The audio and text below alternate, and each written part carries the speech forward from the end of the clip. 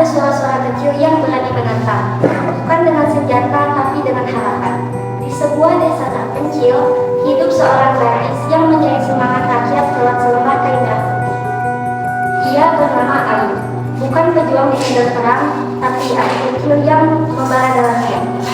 Silakan Pak, Bu, kainnya bisa buat kebaya, bisa juga buat tirai.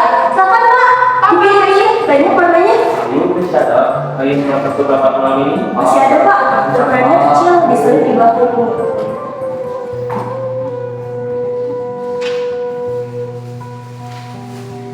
Pak, berapa letaknya Pak?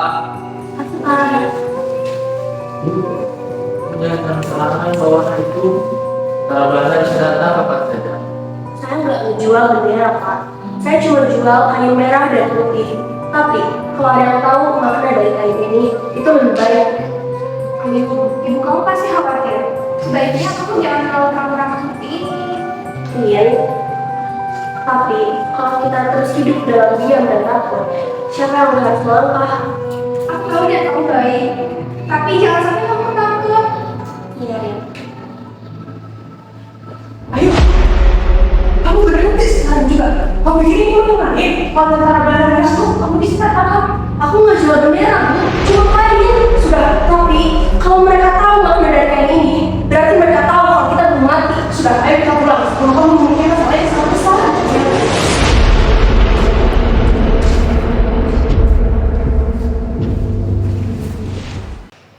Di balik dinding bambu rumah tua itu tersimpan rasa khawatir seorang ibu dan semangat membara seorang gadis muda. Malam membawa tenang, tapi bukan untuk hati yang terus berperang, antara melindungi dan membiarkan pergi, antara ketakutan dan harapan untuk merdeka.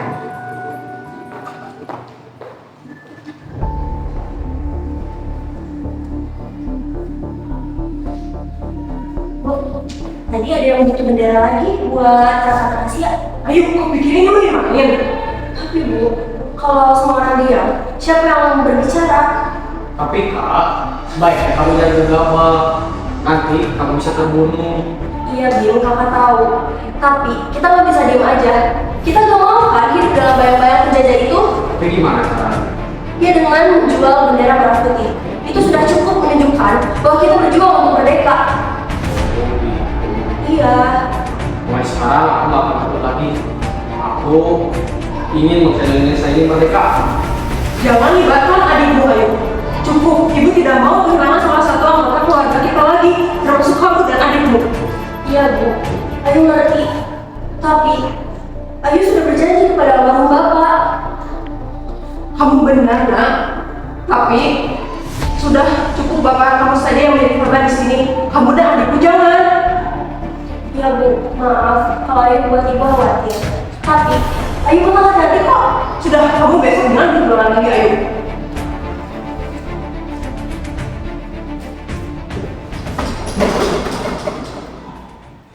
Jauh dari hiruk pikuk pasar dan kehidupan rakyat, para penjajah menyusun strategi, bukan hanya untuk menekan perlawanan, tapi untuk mematahkan nyali yang mulai tumbuh dalam diam.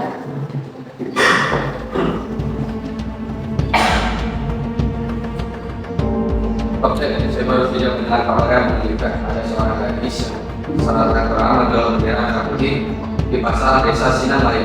Apa? Apa yang kamu katakan itu benar? Ada seorang gadis yang menjual bendera merah putih. Ya, Kapten. Dia gadis bernama Ayu. Beberapa kali dia terlihat di pasar itu secara terang-terangan menjual bendera merah putih tanpa takut terdeteksi. Dia bahkan berteriak-teriak menawarkan kepada siapa saja yang melewat. Ini suatu masalah yang besar. Kita tidak bisa memdiamkannya. Kita harus bergerak. Saya sudah memikirkan itu, Kapten. Jika kita tidak bertindak sekarang, orang-orang Indonesia itu bisa saja terinspirasi oleh gadis itu. Mereka mulai meniru aksi Ayu dan tak lama lagi kita bakal menghadapi masalah yang lebih besar. Kamu benar. Kita tidak hanya membahas seorang gadis yang menjual bendera. Jika satu orang dapat menginspirasi banyak orang, itu akan lebih berarti untuk berkembang. Lalu apa yang harus kita lakukan, Kapten? Jika kita tidak bertindak sekarang, mungkin kita bakal menghadapi masalah yang lebih besar. Kita tidak bisa bergerak sembarangan. Kita perlu memilih satu orang yang dapat mendekatinya secara halus dan juga aman. Maksud Kapten? Kita bisa memilih Arnold. Tapi dia gagal dalam misi terakhir. Justru itu Sersan, jika dia gagal, sekali lagi, maka kita dapat mengakhirinya. Saya mengerti Kapten. Saya akan pastikan semuanya berjalan dengan lancar. Baik, lakukan dengan segera dan jangan main-main. Pasar tampak seperti biasa, ramai, riuh, dan penuh dengan kehidupan. Tapi di balik tumpukan kain dan senyuman para penjual, semangat perlawanan tumbuh pelan-pelan, menunggu waktu untuk menyala. Silakan, Pak. Bu, siapa yang ini tidak ada segar. Yang ini masih baru. Banyak banget juga, sekali orang ini tidak dulu. Ini juga ada.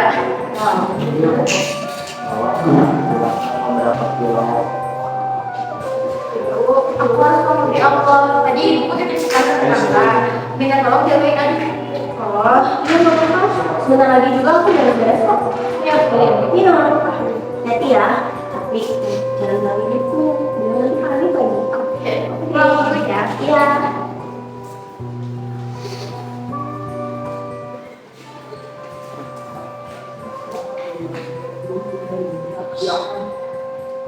Kamu cantik seperti wajahmu. Hah? Kamu siapa? Kamu pasti tentara Belanda kan? Jangan macam-macam. Tenang aja lah, aku tidak akan macam-macam. Aku berada di pihakmu. Bohong. Mana buktinya? Kalau aku tentara Belanda, aku musim ini membawa pistol dan memakai sepatu tentara. Buktinya aku sini memakai senjata pistol. Kamu aneh. Dan bicaramu bukan seperti orang kampung sini. Aku memang bukan dari orang kampung sini. Akan tetapi belakangan ini aku sering keliling desa, belajar dan mengamati. Mengamati? Berarti kamu mata-mata? Aku bukan berjajah. Aku berpihak pada mereka yang berani. Jangan banyak ngomong kalau hanya untuk mengambil keuntungan. Banyak yang pura-pura berpihak, lalu mengkhianati. Dan banyak juga orang yang berpihak pada gaya bicara dan upaya. Aku belum tahu harus percaya atau tidak. Tidak apa-apa, tapi akan yang kita satu. Jangan terlalu sendirian dalam perjuanganmu. Aku malah selalu sendiri. Ayahku gugur di medan tempur. Ibuku takut aku menyusul. Tapi aku harus melakukan ini. Karena kalau bukan kita, siapa lagi? Apa kamu tidak takut? Tentu, aku lebih takut kalau anak cucuku nanti tidak mengerti apa itu arti kemerdekaan. Luar biasa, Ayu. Kamu sangat keren. Aku harus pulang, nanti ibuku curiga. Baiklah.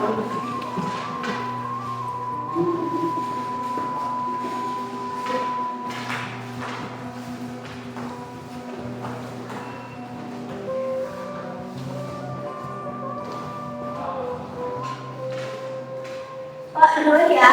Dan Kak Ayu, tunggu. Iya, ada apa? Maaf, boleh bicara sebentar? Boleh? Kakak kok berani sekali sih menjual kain kayak gini? Itu kan berbahaya. Ini bukan sekedar kairan, ini suara kita dan harapan kita. Tapi aku takut ditangkap, disiksa. Dulu aku juga takut, tapi takut hanya membuat mereka semakin kuat. Tapi aku cuma gadis biasa, Kak. Justru karena kita biasa, perjuangan ini luar biasa. Kamu punya hati dan itu cukup. Kalau begitu, boleh aku bantu kakak berjualan? Tentu, kita butuh orang yang memiliki hati berani.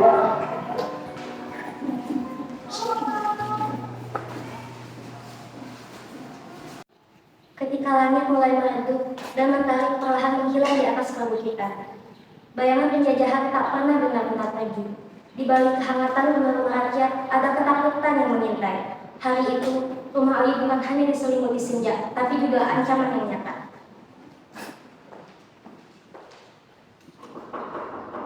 Supaya sore-sore begini.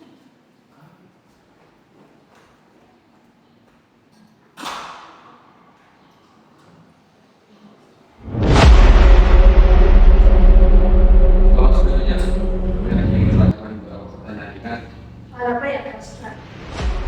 kami mendapatkan laporan bahwa seorang di sekitar sini menjual benda-benda terlarang sudah bendera baru. Tenang saja, kami tidak menuduh.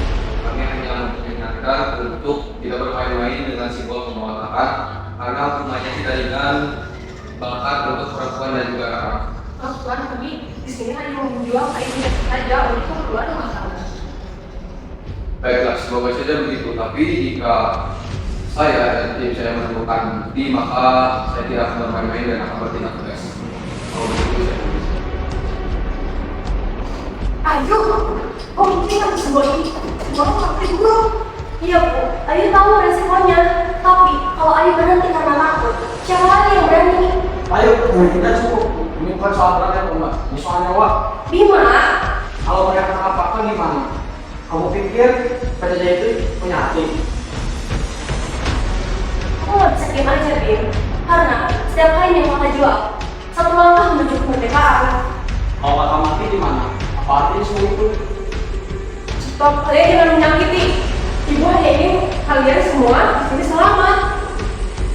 Iya Bu, justru karena itu aku ingin perjuangan masa depan ini lebih aman untuk anak-anakku, anak-anak kita di masa depan nanti tidak merasakan ketakutan seperti ini.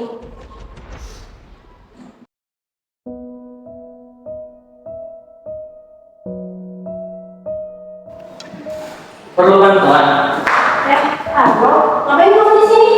Aku melihat dari kejauhan, sepertinya kamu lebih sibuk. Kupikir kamu perlu bantu tangan-tangan. Biasanya kerjanya membantuku, tapi tadi dia disuruh pulang cepat sama ibunya. Mas banget berarti aku ganti kerjanya hari ini ya. Kamu selalu begini. Yang dia, kamu merencanakan sesuatu yang sangat besar. Kalau terlalu kelihatan bisa bahaya, karena ini bukan sekedar bendera, ini nyawa. Itu yang membuat beda, Ayu. Kamu orang-orang diam untuk aman, tetapi kamu bergerak mendapatkan harapan. Aku bukan luar biasa. Aku cuma takut anak cucuku nanti tidak mengerti apa yang arti mereka. Itu pemikiran yang bagus, Ayu. Ayo, kamu di dalam. Ibu gua tadi tanya, kamu kemana? Aku bilang kamu udah kerja di kebun. Dia siapa? Tenang, Rin. Dia bantu aku tadi bawa ini terus. Aku yakin dia sama saya. Dia pengkhianat. Aku udah habis dari itu. Baiklah, jangan sampai ngomong ya. Banyak orang yang pura-pura baik, tapi menyakitkan. Iya, aku ada kok. Ya sudah, pulang. Nanti ibu curiga. Halo, maaf ya, aku harus pulang. Sudah di jalan, Ayu. Selamat tinggal.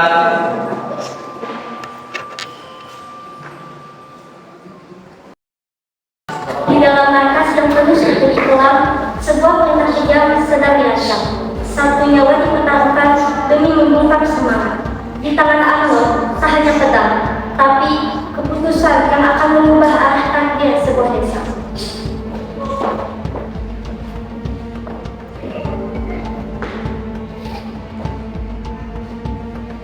Kau lambat, Arnold. Kau pikir ini piknik? Ini perintah. Saya tahu Kapten, tapi guys itu bukan guys yang bisa dikatakan. Kau pikir dia tidak berbahaya? Justru dengan semangatnya, dia menjadi gadis yang sangat berbahaya. Saya yang mengatakan, jika kita memulainya dengan guys saja, dulu akan marah dan akan berseria. Aku tidak peduli dengan rakyat jahat. Cepat menyiapkan dia, kalau tidak, kau yang akan saya menyiapkan. Berikan saya waktu Kapten. Tidak ada waktu. Ini bukan permainan, ini main perang. Laksanakan. Siap Kapten. Dua malam ini dari situ tidak akan beliau lagi. Bagus. Coba cepat laksanakan. Siap Kapten. Pasar desa hari itu tampak seperti biasa, riuh, berwarna dan bersih. Tapi di balik keranjang-keranjang anyaman dan kain polos mengalir detak perlawanan yang tak terlihat mata. Ayu, Rinjani, dan Kirani tak hanya menjual kain. Mereka menyelipkan harapan dalam diam. Namun mereka tak pernah tahu harapan itu kini sedang dibidik senjata. Pak, Bu, kainnya. Kayaknya bagus. Ada yang istimewa. Ada, Pak. Merah untuk keberanian, putih untuk harapan. Disimpan baik-baik, jangan sampai terlihat. Terima kasih. Ini untuk hati kami yang telah berbeda. Silakan Pak. Kemarin. Ada, tunggu sebentar. Semoga kain ini tetap utuh sampai hari kemenangan. Karena tugas seperti kalian sudah berani, saya masih sudah kepala. Justru karena ketakutan itu masih ada, kita harus melawannya. Karena dia bukan berarti aman, tapi bicara bisa berarti kemerdekaan. Terima kasih Pak.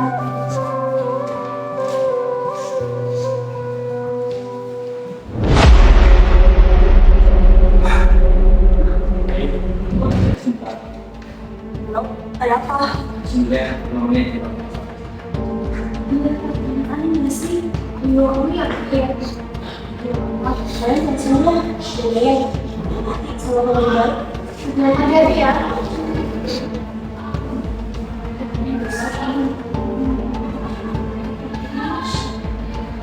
Apa ini kalau bicara anak lo? Ayo, minta maaf. Tapi kau sudah terbatas.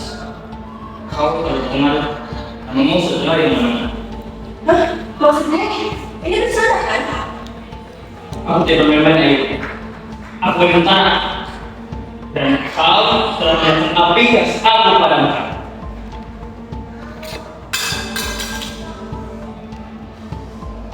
Jadi, selama ini kebaikanmu, perhatianmu, hanya kamu kasih. Aku tidak berani dengan ini, tapi perintah adalah perintah. Itu suara dari mana?